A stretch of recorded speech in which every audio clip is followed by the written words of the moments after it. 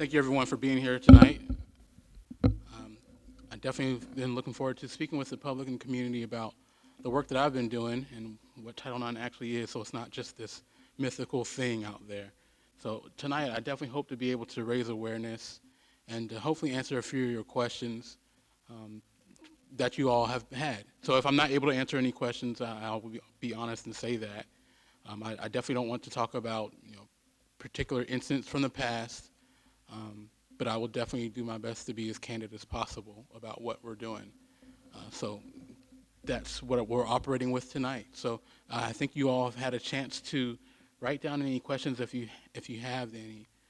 So what I would ask is that we just pass those forward so I can look at the questions and answer those for recording purposes. It'll be easier for me to respond and ask. So if we have any questions, you can just raise your hand. I can come by and pick it up.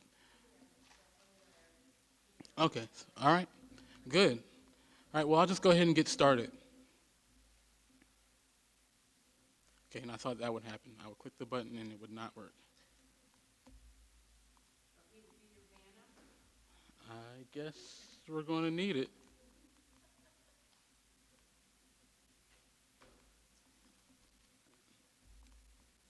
I can scoot it. I can bring it over. I can bring it over.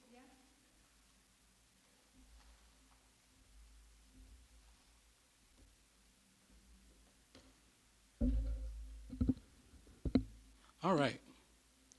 So a quick little background about myself. So of course I am Gerald Lewis. I am the Title IX director for New Hanover County Schools. So I am actually from Wilmington, born and raised. I went to New Hanover High School. Um, and then from there, I went to undergrad at North Carolina A&T State University, where I was a criminal justice major. And then from there, I went to law school at North Carolina Central University in Durham. So that's a little bit about my background. In regards to the information on the screen, that is my contact information. Definitely feel free to take that down um, and to keep it, to contact me. I'm always available. So I'll just let that sit on the screen for a couple seconds so people can see that.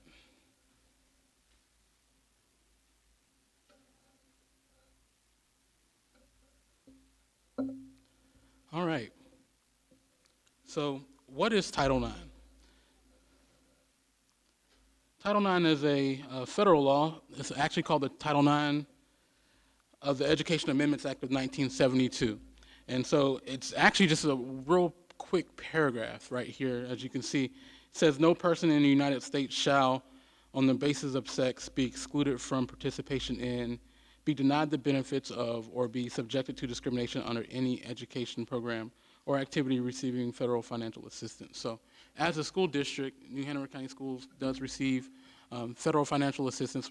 We are, of course, tasked to educate students. And so that's essentially what Title IX is in a nutshell. That is the law itself. That's what it reads. So what does Title IX actually, what is it supposed to do? It's supposed to reduce or eliminate barriers to educational opportunities for employment caused by sex discrimination in institutions that are receiving federal funds. So what really supposed to be doing is removing barriers, and the barriers that we're trying to remove in regard to Title IX are particularly related to sex discrimination and gender discrimination. So it's a narrow topic in that it only involves one of those two buckets, either sex discrimination or gender, but it's also pretty broad because there's a lot of different activities, a lot of different pieces of conduct that could trigger a Title IX response.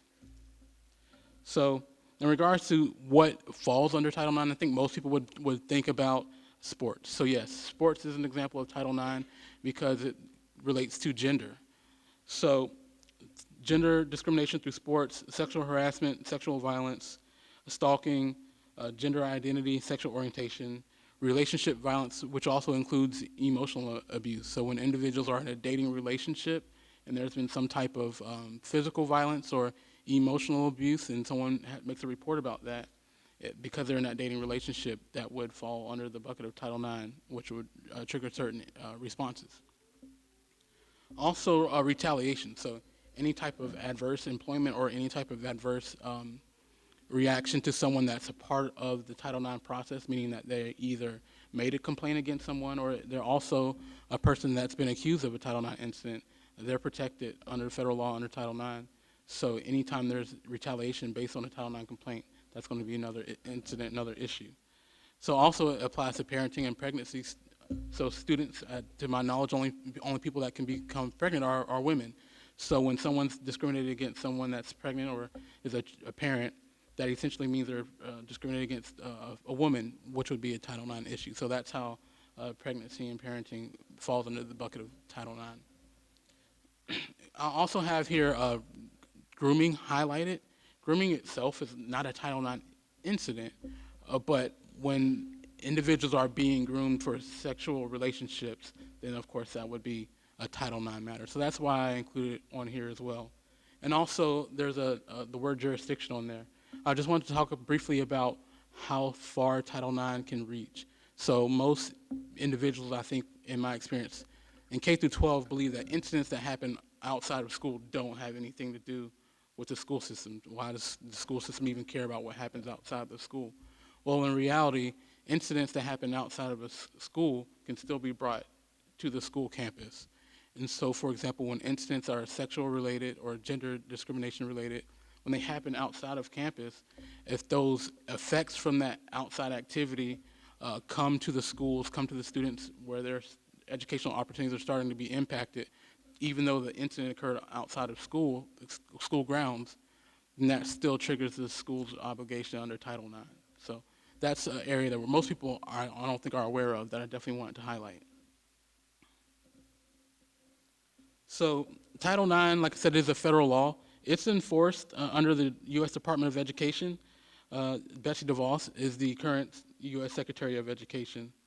And so Title IX enforcement is really made through items such as regulations, dear colleague letters, letter of findings, and case law. So particularly agency regulations, that's what we're currently waiting on now. The whole entire world of Title IX is currently waiting on the Trump administration to drop their new regulations. And what these new regulations are really essentially have the effect of law that tells school districts, colleges, and universities how they should be responding to certain Title IX incidents, what actions are Title IX, and what schools can and can't do when it comes to resolving these Title IX incidents. So we're all waiting patiently for the Trump administration. I think the last time I looked, I think they are in the final process, or final stages of those required federal meetings that must happen before agency can pass regulation. And so I think the last scheduled date I saw was March 9th. So it's continually being pushed out. That's why we're just still waiting and on hold when it comes to things such as policy development here locally. So the U.S. Department of Education is the body that regulates Title IX, but the enforcement, making sure that school districts are complying with the Title IX law itself, it occurs through the Department of, the Office for Civil Rights. So that is really the leg that's doing the work for the Department of Education to make sure that the school systems are complying with the law itself. And so in our office, our regional office for the Department of Education, Office for Civil Rights, is in Washington, D.C. So I included their information there.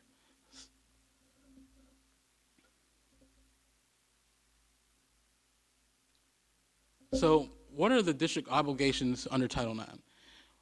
So what we must do is when the district knows or reasonably should know about sexual or gender-based harassment that creates a hostile environment, Title IX requires that New Hanover County Schools takes immediate and appropriate steps to investigate or otherwise determine what occurred.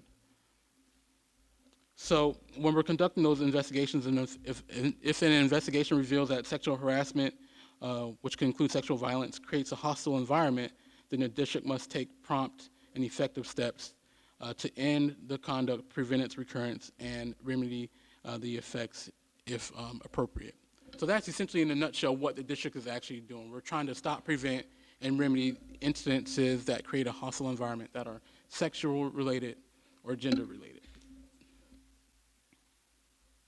So in regards to policies that talk about Title IX, one policy is 8410, and that applies to students. So anytime that's a student code of conduct. So Anytime a student is, accused of a Title IX instance, we look back to 8410 to determine what type of actions may have occurred and if that's a policy violation or not.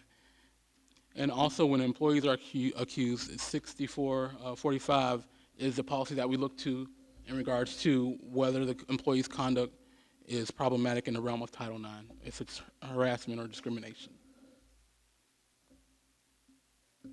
So, what are some types of conduct that is included under Title IX? Um, One is sexual harassment. So sexual harassment is any kind of unwelcome conduct of a sexual nature. So that's a pretty broad definition of sexual harassment. So anytime someone says there was unwelcome conduct of a sexual nature that occurred to me, that's going to meet the definition of sexual harassment, which would then put it in that sexual discrimination category, which could trigger those Title IX responses. So there are three types of sexual harassment. One is quid pro quo. I think if you've watched the national news lately, you've probably heard that word a lot, a quid pro quo. So what a quid pro quo is in the Title IX sense is anytime there's been some type of request for a sexual favor or anything sexual in nature, um, anytime those things occur and there's a power dynamic, meaning that, for example, an employee is asking a student to do something with them that's sexual in nature, that power imbalance, the student-employee relationship, could be a quid pro quo, meaning that you do something for me and I'll do something for you. What that could look like is, for a classic example, could be a teacher saying, if you don't have a sexual relationship with me, I'm going to flunk you in my class. That would be a classic example of quid pro quo harassment. It could also apply to employees as well. If a boss is telling a employee, you have to have the sexual relationship with me, otherwise you're going to be fired. That's going to be an example of a quid pro quo. The person must consent to the sexual relationship, otherwise there's going to be some adverse reaction applied to them. So that's what quid pro quo looks like, give and take in that sense. Hostile environment, that's the most common type of sexual harassment, and I think is what most people would think of when they hear about sexual harassment. So these type of sexual harassments are any type of sexual conduct that is so best way to word this. My mind just went blank for a real split second. So I'll go to retaliatory harassment really quickly. That's I'm trying to recover. So retaliatory harassment is any type of harassment, as I discussed earlier, where an individual is part of the Title IX process and they're having adverse reactions applied to them um, simply because they're part of the process, whether they're a complainant, reporting party, or whether they're a person that's been accused, or maybe they're just a friend or a witness. All of those individuals are protected under Title IX. So anytime there is any type of adverse reaction, meaning that you've done something negative or harmful to someone simply because they made a report or are being accused, that's going to be another type of sexual harassment under Title IX. So some particular behaviors that are covered under Title IX, sexual harassment include a deliberate, unwelcome touching of a sexual nature, or that takes on sexual connotations. So that's going to be an example of something that we see a lot in the school system or in the working world. Also, any type of suggestions or demand for sexual involvement accompanied by implied or overt promises of preferential treatment. That's going to be another example of sexual harassment.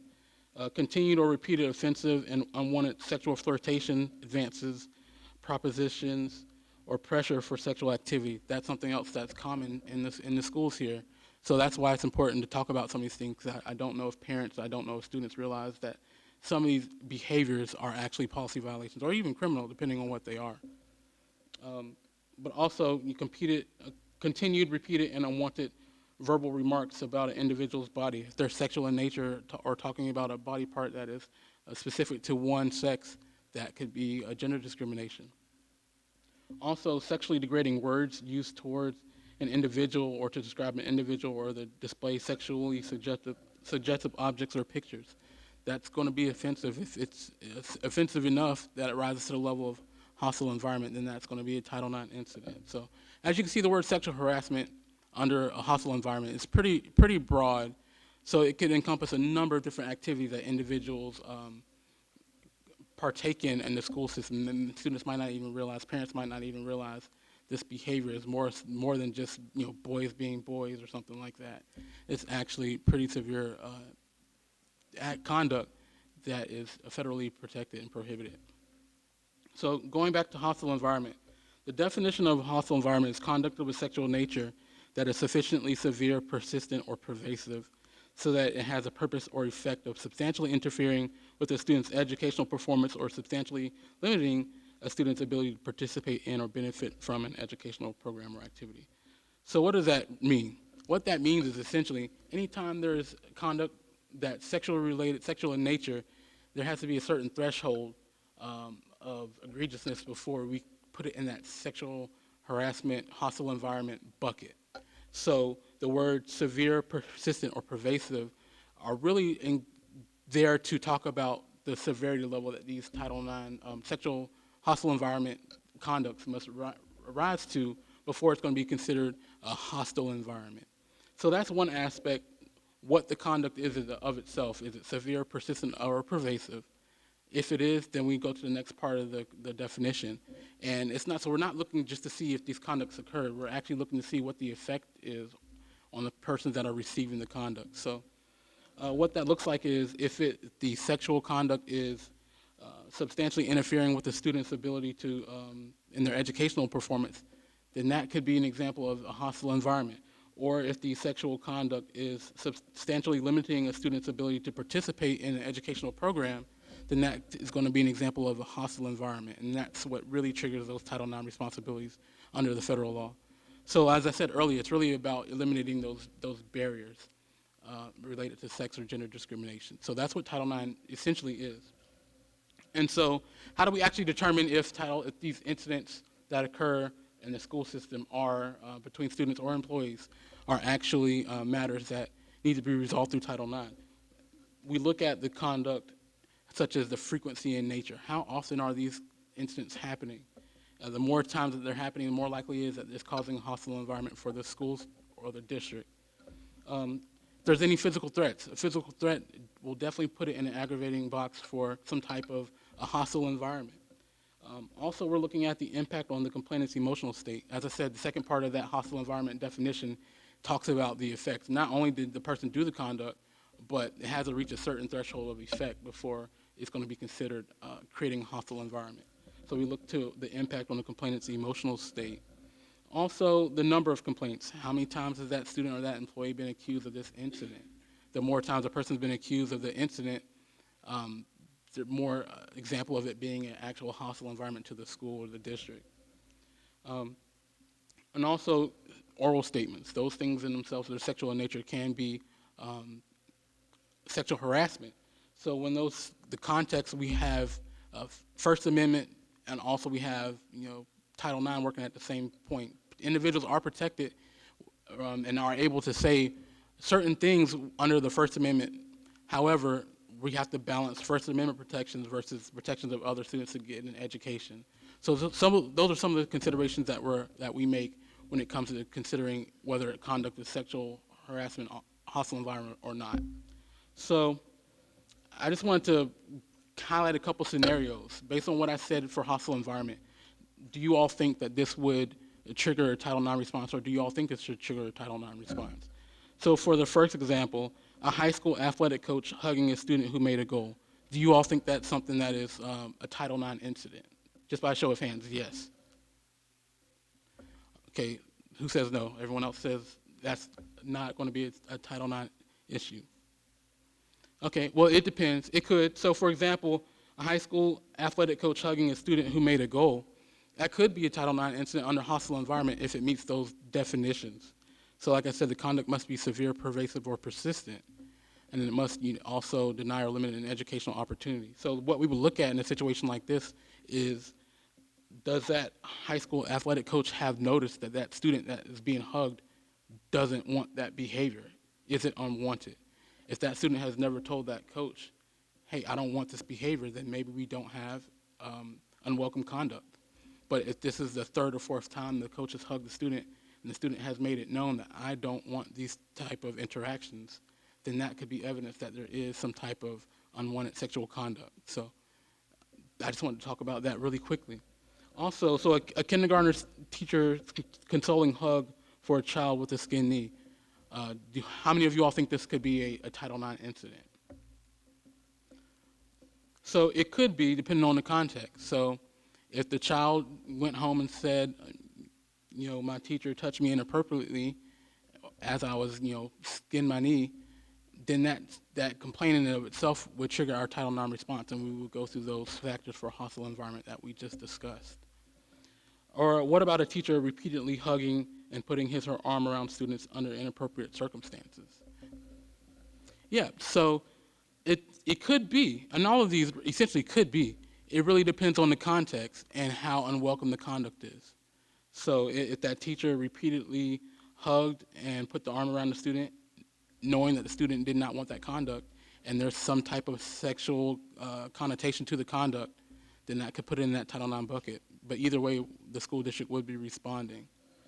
So a male student or a group of male students targeting a gay student for physical sexual advances. How many of you all think this sounds like a Title IX incident? Yes. So that would be a little bit more obvious. One, because it talks about um, sexual advances, for one, but also it talks about a gay student. So under Title IX, sexual orientation, gender identity, they're protected as well. So what about a repeated sabotaging of a female student's laboratory experiments by a male student in the class? How many of y'all think that's a Title IX incident? Yep, it could be. And like I said, we talked about those two buckets. Has to be sexual in nature or related to gender discrimination. The repeated sabotaging of a female student's laboratory experiments by a male. If a complaint came in, what I would do or what the district would do would look at that complaint and see if that is motivated by some type of ill will or bias towards females. If there is indication that it is, then that's going to put it in that Title IX bucket, and then we look at the severity and the effect of it to see if that's a Title IX incident. So also a student or a group of students regularly direct sexual comments toward a particular student and a non-targeted individual witnesses the event. So a situation where someone's making some comments that are sexual in nature to someone, not them directly, but then they're the ones that observed, a third party observed it and made the complaint. How many of you all think that that third party is, that's a Title IX issue? So it could be. So it doesn't, Title IX incidents doesn't have to be directed at the quote unquote victim of the incident. It could be some third party observing the behavior, still offended if we go through this hostile environment and that analysis and it meets those definitions, then even a third person who's not directly receiving that conduct could still be creating a hostile environment towards that third party. So I just want to talk about some of those definitions so we could really highlight the breadth and the scope of what Title IX is. It's not just sports. It's not just individuals doing things in the classroom. It's more encompassing than that. So what is New Hanover County Schools currently doing? So we do have a number of initiatives going on to combat sexual harassment and gender discrimination from happening in our schools. One is the Say Something app. So what that app allows is for individuals to make complaints that are for instance, that are sexual in nature, and they can do so anonymously. That's a statewide project. So I'm sure many of you have heard of Ethics 360. That's our new reporting system, which we launched, I think, in either December or January.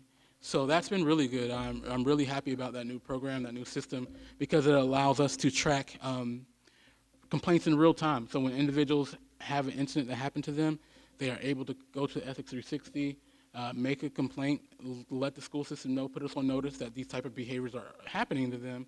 And then once that occurs, we're able to try to stop, prevent, and remedy when it falls under Title IX.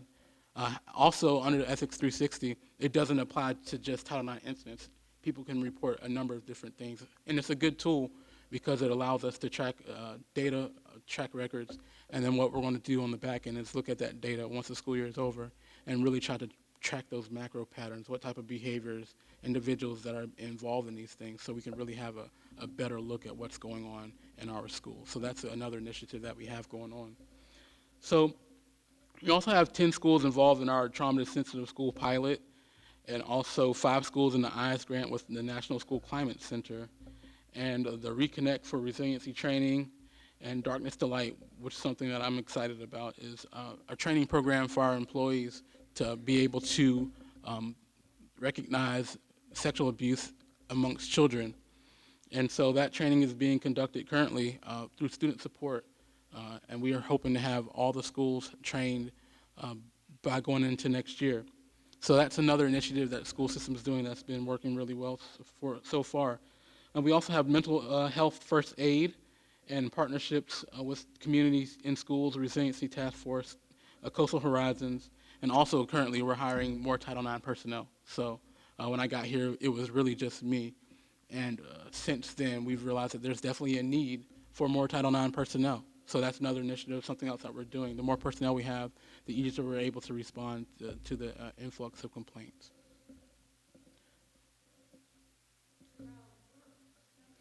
Yes.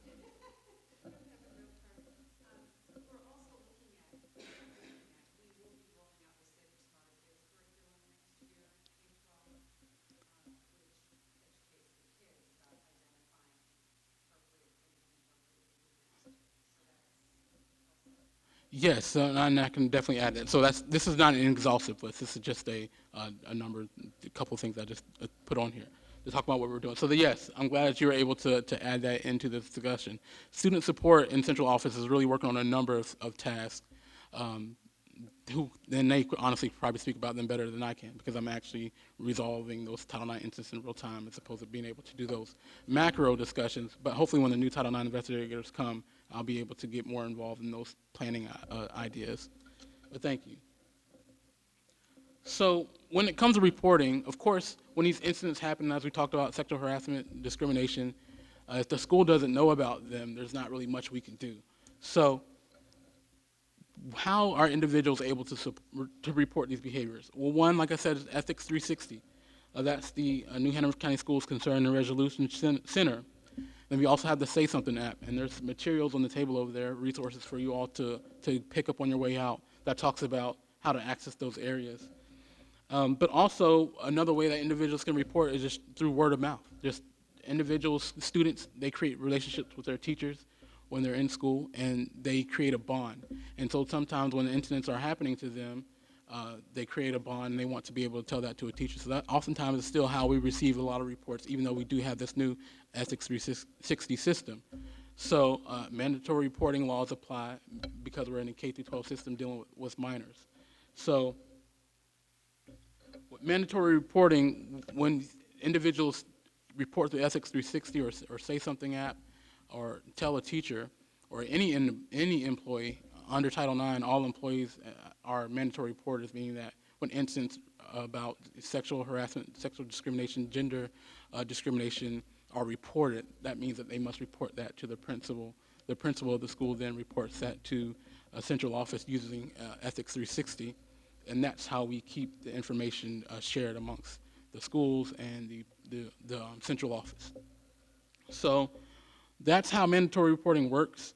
And so we do report to a number of individuals because there are certain groups and partners in the community that we're all working together to make sure that students are safe.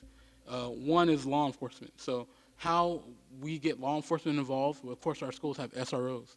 So when there's an incident that is sexual in nature, but it also has criminal elements under Title IX. Instance can be, a pure policy violation, like I talked about earlier, 8410 or 6445. But they can also overlap in criminal elements as well, depending on what the case and facts are. So anytime a Title IX incident occurs, there's a reasonable cause to believe that there's criminal elements. That's when we're going to go ahead and contact law enforcement. So that's an example of mandatory reporting. And then from there, law enforcement will take the investigation and look to see if there are any type of crimes or any evidence that they could then utilize to trigger those criminal justice system responses. So anytime we have reasonable cause to believe that there's a crime, that's when, under Title IX, we're going to go ahead and call an SRO or law enforcement who would then call detectives to the school, and that's how that triggers that process. So also, anytime there's child abuse or neglect, we're also mandated by state law to report those incidents. So when there's child abuse or neglect, and we think that there is, the school district does, either by a parent, a guardian, a custodian, or a caretaker, that triggers our response. So we'll report that to DSS in those appropriate areas. So when it comes to mandatory reporting in the K through 12 system, sometimes students want to report behaviors, and sometimes they'll say, "I want to be anonymous," or things like that. It is difficult for us, particularly when they're reporting in person, for us to keep them anonymous because we do have state law that mandates that we must report certain behaviors. Title IX, particularly, those behaviors will easily fall into criminal elements or child abuse and neglect, depending on the facts. So, well, one thing I definitely want to share with you all is that even though we definitely do report these behaviors, we don't just share the information with everybody. So, privacy and confidentiality is really important. It's how Title IX operates. And what privacy is really talking about the need to know. So we operate on a need to know basis. So individuals that are told about these Title IX incidents involving students or employees, it's on a need to know basis, meaning that if they're directly involved in the resolution, the stop, prevention, and remedying of the incident, then they will be informed of the incident. Then that also brings me to confidentiality. Confidentiality talks about, will anyone know who I am? I'm the person that this happened to. Will anybody know my name, know my face, that this happened to me? Like I said, we can't guarantee confidentiality because of mandatory reporting laws, particularly when we're dealing with minors. But under the new Ethics 360 app, individuals are able to report anonymously, and what that looks like is they can make a complaint, and they don't have to put their any personally identifying information on there. But under the new app, this is what's so great about it. We're able to still communicate back and forth with them through writing. So we're able to type messages to the person that made the report on the Ethics 360 anonymously, and even though we don't know who that person is, maybe there's facts under a Title IX incident that we're able to gather by having a dialogue with the person through the Ethics 360 app, where we can actually get more information to the person can still be anonymous, and we can still resolve it to make sure that we're having a school climate that is safe and welcoming for everyone. So what happens after a person makes a report that's Title IX related? So there are really two processes. There's one, an informal resolution process, and then the second is the formal resolution process. So under the informal resolution process, it has to meet a couple of definitions. One, it has to be unrelated to sexual violence. So sexual violence will include things that are physical in nature, which most people would probably think of the rapes and sexual assaults. That's going to be examples of sexual violence. Those type of incidents we're unable to resolve informally by federal law. Title IX says that we can't do that for those most severe, egregious type of incidents. However, those are the ones that are fewer and far in between.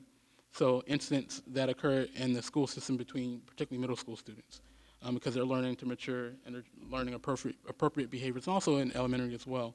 They're learning appropriate behaviors. Those type of incidents, you know, maybe someone saying something, maybe someone touched someone inappropriately, those things are open to informal resolution if all parties agree.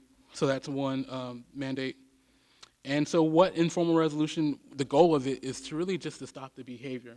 Some individuals don't want to go through a whole entire formal process. They really just want the conduct to stop. If it's unwelcome, and all they want to do is stop. And through an informal resolution, that is an appropriate measure. Also, complaints against an employee are not going to be open to informal resolution. Those type of complaints, when employees are involved, they're automatically considered too serious to resolve informally. So what would happen would go through those formal procedures, which I'll talk about. And so with the informal resolution, the benefit of it is that we can get to a resolution quicker, meaning that the goal is to simply just stop the unwanted behavior. So we're not going to actually do a full investigation. We're just going to review, really speak with one side, the person that's making the report. And then what we would do is we're not trying to see if the incident occurred or not. We would then put the person that's been accused on notice saying, hey, this complaint came against you. We're not investigating to see if you actually did it or not. What we're trying to do is put you on notice. If you're doing something, allow them the opportunity to self-correct. And that self-correction can take place through the help of a school. For example, if a school has a mediation program amongst students, then that's something that could go through that process. So the formal resolution is what most people would think of when it comes to Title IX incidents, where the school is going to do the full investigation and interview the parties and things like that. So we do have that process as well. And the way that individuals get into the formal resolution process is one, if they request it. So if a party says, I don't want this to be handled informally, I want this to be handled through the formal resolution procedures, then we can go ahead and implement that. So also conduct that's too severe, like I said, incidents that involve sexual assault, sexual violence, those type of incidents are not going to be able to be resolved informally. They would have the full investigation and review. So what is different from the informal process? The formal process is definitely slower because what we're doing is we're actually trying to determine if the conduct occurred, and if so, is there a policy violation? So also in the formal process, there's a lot more due process. Particularly under the Trump administration, due process is something that they've really focused on more so than the Obama administration. And what I mean by due process is treating the parties as fairly as possible. So when individuals are accused of a Title IX incident, sexual in nature or gender discrimination, under the Trump administration and due process, the school has to remain as neutral as possible, meaning that we can't just automatically assume because a complaint came in that the person that received the complaint is responsible or guilty for the allegation. So in that, um, we have to treat both parties as fairly as possible, meaning that we can't automatically, a complaint comes in, we automatically suspend a student or we automatically suspend an employee because Title IX due process standards still apply, particularly under the Trump administration. So that's what I mean by due process. We have to be as fair and neutral as possible until we have evidence or until we've gone through the investigation process and actually prove that someone was responsible for a policy violation that's sexual in nature. So since I've gotten here in September, I've done some training with employees, particularly principals and assistant principals and the social workers and counselors to talk about what we should be doing when a Title IX complaint occurs. And this is essentially what steps we've created to get through those formal Title IX complaints. Um, the first is to determine if it's Title IX. As I spoke with you all earlier, to be Title IX, it has to be sexual in nature or it has to be related to gender discrimination. So if it's not sexual in nature, it's not related to gender, there's not a Title IX incident, and these procedures don't have to be followed. So for example, if someone made a complaint saying that I'm being bullied based on my race, that's not going to be a Title IX issue because it's not related to sexual incidents and it's not related to gender. Still might be bad, but it's not Title IX related. So the first step is to really determine if it's Title IX. That happens at the school level. Sometimes administrators call me. We have a back and forth dialogue about what next steps should be taken. Step two is contact parents. For Title IX incidents, we definitely want to keep parents involved, making sure that they're on notice about what's going on with their students from the get-go. So that's something that we're definitely training at schools on, to contact parents before we're actually interacting and starting an investigation with the students. Also conducting the preliminary review, that's the step after we've contacted parents. So when we're contacting parents, we're going to let them know the complaint came in, whether it's the person that made the complaint or the parent of the person that has been complained of. And like I said earlier, when we have to do those mandatory reporting obligations, we want to put parents on notice that we're following that. So if we call a parent and say, this incident has triggered a Title IX response that needs to have law enforcement involvement, then we'll go ahead and tell the parent on that phone call, this happened, and we're going to have to go ahead and contact law enforcement to keep the parties and parents informed of what's going on. So we conduct a preliminary review. What that purpose is to just really figure out what we need to do next. I'll talk about something called interim accommodation safety measures, and this happens along the process in step number 3. So step number 4 is to do the full investigation, determine what happened, and if there's a policy violation. And when it comes to conducting the full investigation, because we do have multiple community partners acting all at once, particularly law enforcement, there's also these Title IX incidents can be criminal as well, and also violate a school policy. So when incidents are criminal in nature, and we've contacted law enforcement, and it's Title IX related, what we then do is we let law enforcement take the first bite at the apple. So what we will do is, when those criminal incidents occur, we will delay our Title IX investigation when law enforcement asks us to, so they can have the opportunity to gather their own facts so we don't spoil any type of law enforcement investigation. So we do delay, a reasonable delay for reasonable requests from law enforcement for Title IX investigations. We will delay those. So after we've conducted the full investigation, we've interviewed everyone, all witnesses, all parties, what happens next is it's time to make determinations. So we've gotten the evidence from the complaint. Now it's time to look at, is there a policy violation here? Like I talked about, is it sexual harassment, going through the severe, persistent, pervasive analysis? Is it sexual assault? those type of things. That's what's happening at the determination level here. And the way that works is the principal of the school, if it's a student being accused, the principal will go ahead and make that call. And if it's an employee, it'll be a supervisor or HR involved in that process. So also we create the investigative report. What the investigative report is essentially what the investigator found. So when we do these investigations, we do document these things. And what the investigation report is just essentially all the evidence that we collected. And it includes a analysis of what the evidence says. Based on what we've collected, all the interviews we conducted, I think that there is a likelihood that someone did violate a policy. So that's what goes into the investigative report. And then also, under the formal process, we're providing written outcome letters. That's something that we definitely want to be transparent and let parents know. So if you're a complainant or a respondent, if you were a victim or the accused, your parent's going to get a letter letting you know what the outcome of the Title IX complaint is when it goes to that formal process. And then also following up, what we'll do after that is we'll have the school personnel, being a social worker or a counselor, 2 weeks to a month after a Title IX complaint has been made and resolved, we'll have them follow up just to check in with the students to make sure that the incident has actually been stopped, prevented, and remedied, because those are the federal obligations. So essentially, the formal resolution is to determine what happened, first step. Second is to determine if it violates the harassment policy and what resolutions can be put in place to stop, prevent, and remedy.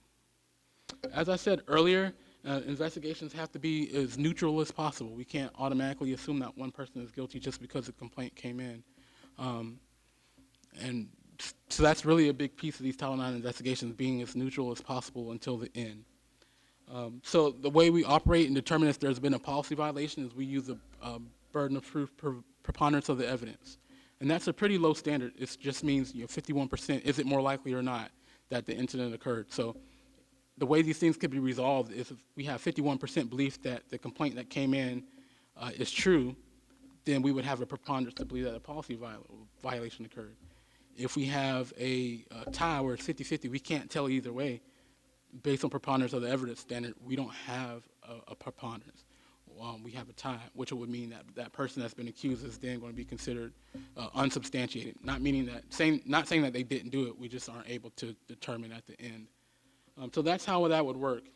In regards to how long these investigations, these formal investigations take, it depends. We really try to get these resolved in 1 to 7 days, but sometimes when there's more witnesses involved, it takes a little bit longer.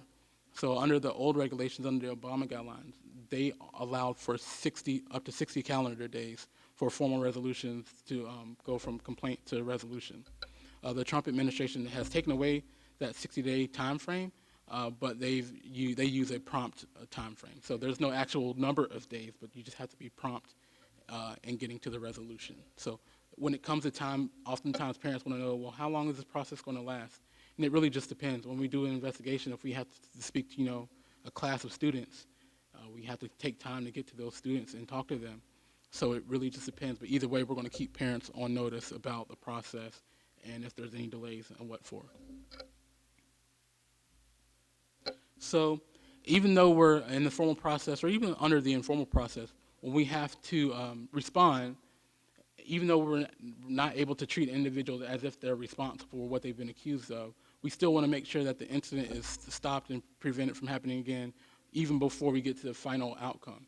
And this is what interim accommodations are for. So interim accommodations allows us as a school to put in measures, safety plans that allow for, even though we have not finished an investigation, it allows us to make sure that students are safe and their educational opportunities are not being negatively impacted based on the complaint. So there's a number of different things that we can do from an accommodation standpoint. And it really depends on a conversation with the student and the parents' involvement to really talk about what accommodations work best for each situation.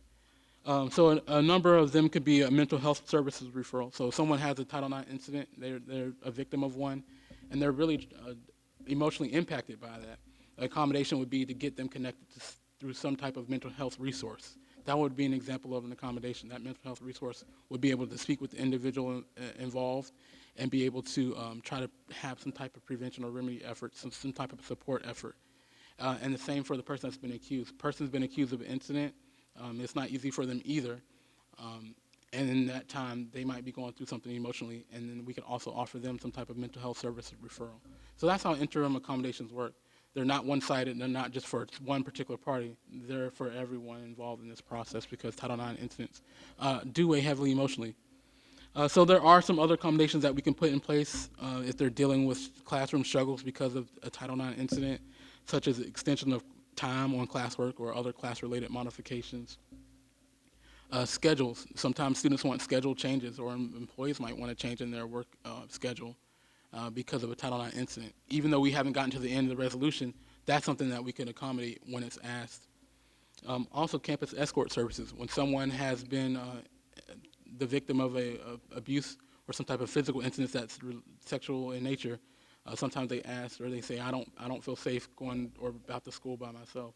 We will work to provide them some type of escort service to make them feel safe so that their educational opportunities are not negatively impacted by the complaint. But also leaves of absence. So if a student says, this is too much for me, something happened to me that's sexual related, Title IX related, and I just needed a few days from school, we're going to work to make sure that that student is not marked absent and has an opportunity to make up that work in the interim so they can stay as whole as possible. To also increase campus-wide supervision. If we know we have spots on campus that are particularly prone to certain incidents that are sexual in nature, accommodation would be to either have more personnel in that area to make sure that things aren't happening there, or maybe if we need more SROs or law enforcement on campus for a day or two, that's something that we would try to do. So also, any additional measure that the school thinks is reasonable to put in place. So if the parties didn't come up with it, but it's based on the facts and circumstances of the Title IX incident, the school believes it's reasonable to put it in place, we will go ahead and put it in place. And also the other way around, if parties have an idea that's related to safety or educational opportunities, to make sure that those remain intact. The school hasn't thought about it. We can have that open dialogue to talk about what those safety plans, interim accommodations can be. So the way these things work is really open dialogue. The school won't know what to implement unless someone tells us what their comfort level is. So if a Title IX incident occurs and two parties say, yeah, this happened, I've been accused of this, or this happened to me, but I'm comfortable staying in the same class as a person, maybe as long as he's on one end or I'm on the opposite end, then that's something we can accommodate as opposed to kicking the student out or automatically suspending a student. Because at the same time, like I said, we have to make sure that we're being as fair and neutral as possible. So just because someone's been accused of a Title IX incident, we can't automatically go from accusation to suspension or termination before we've reviewed it and done that investigation. So here are a list of resources. On the left side are a list of local resources, and on the right side is a list of federal resources. So that's important as I'm just talking about accommodations. Title IX, we really want to make sure that individuals are safe and that their educational opportunities aren't negatively impacted due to sexual harassment, sex discrimination, or gender discrimination. So these resources are really important. Wilmington is lucky to have a number of local resources, such as the Ray Price Center, Coastal Horizons, the Carousel Center, and I think all the high schools have access to the WHAT Clinic as well. So Wilmington definitely does have a lot of good resources, so I definitely want to include that, so just so you all can be aware. So I was supposed to do a brief presentation. I'm not sure if this is brief or not. Title IX is not necessarily an exciting topic, and it's definitely hard to discuss. But that's why I want to have more dialogue and opportunity for individuals to hear about certain, what we're doing. So we're being transparent so individuals can know. So now I'll go into questions. So if anyone has a card that they want to provide me so we can begin to have Q&A, we can definitely do that. So one question is, are informal resolutions documented in any form, and if so, how? So yes, they are documented. So at the very least, every single complaint that comes in, we're going to document it. And so they're documented twice. One is through the Ethics 360 system, which creates that case number. So that case number is always sitting there in that Ethics 360 program. And what happens with the Ethics 360 program is when someone makes a complaint, that means that they're physically typing the complaint up. Either it can be a student, a parent, or it can be an employee as well. And so once that complaint is made, is sent to the company in Charlotte that processes our complaints, and then they send it to central office. But also when we're doing these, when these complaints come in, if the student or the parent has made the complaint, then that's, like I said, documented through the system. If a teacher has received a complaint orally, the teacher is mandated then to make sure that or the principal, to make sure that that complaint is then put into Ethics 360. So that's one way they're being documented. And at the same time, I'm documenting them myself. So I'm also keeping record in central office, so I can have a quick reference to the types of complaints we're having, what school received, where did the incident occur at, did it involve an employee or a student? So those type of date, how many times has this student been accused 3 or 4 times, so we can keep those patterns and understand what's really going on in our school. So yes, even with an informal resolution, we are keeping all documentation still.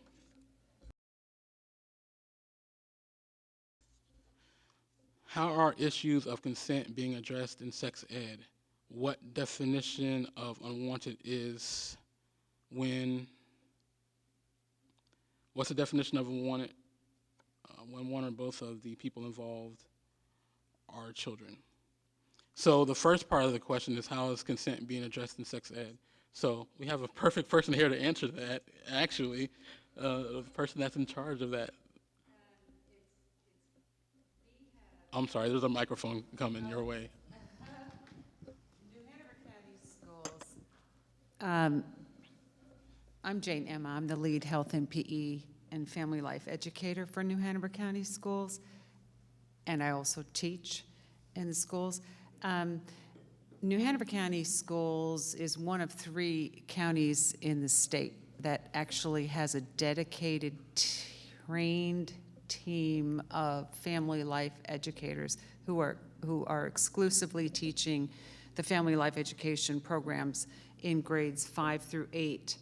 And healthy relationships, consent are hammered in middle schools, grades 6, 7, and 8, and sexual harassment is introduced. Gender harassment, sexual harassment is introduced in grade 5. And then it's also part of the standard course of study in high school. It's hammered in middle school. Consent. Did I answer whoever question? I think so. Yeah. How is it being addressed in sex ed? I think you did a good job. So for time purposes, I'll go to the next part. What is the definition of wanted? So there is no definition of unwanted. The way that looks is really just a reasonable person. Would a reasonable person have deemed this to be unwanted behavior? And the way we determine that is through totality of circumstances, looking at all the facts surrounding the circumstance to determine is this behavior actually unwanted or not. So the best place to send those to would be to my email. So I'll pull it back up so you can write it down and shoot me an email, and I will respond to you directly, or give me a phone call. Thank you, everyone that came tonight. Follow-up questions for Jarrell, please feel free to email him, and thank you very much to our FCC members that were here to help facilitate. And we look forward, we do these every other month, so we haven't decided what our next topic is going to be, but we hope to see you out at another family communication.